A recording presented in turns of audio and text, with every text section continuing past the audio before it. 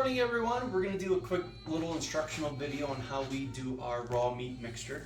So it's going to be kind of a little step by step. I'll do one part, we'll pause it and move on to the next, just to kind of condense things down for you. So what we have here is we have a Cabela's 3/4 horsepower meat grinder. And I'm going to go ahead and use some silicone spray that is food grade. And all I do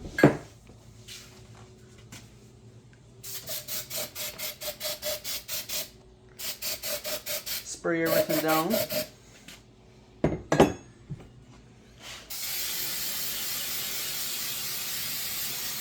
Another good point with using the silicone spray is cleanup makes it a little bit easier. Oh, a lot easier. Just a little bit.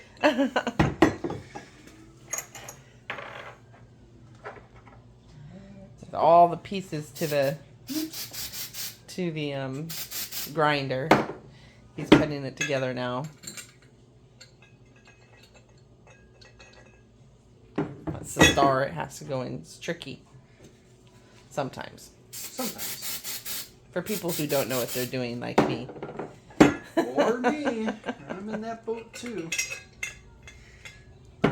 So I like to also get the inside part of this too, because a lot of times when you're grinding, the juices come out and they'll fill up in here and it'll get so hard to clean. I agree. So once that's on,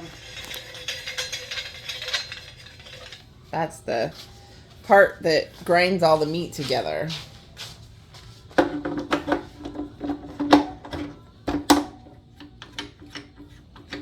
and that is how you get the grinder put together. There you go. I like this grinder, this carnivore grinder, because it is all stainless steel metal parts. Some of them come with plastic parts, and they're just not as sturdy as the ones that come with the stainless steel parts. Yep. We'll be back.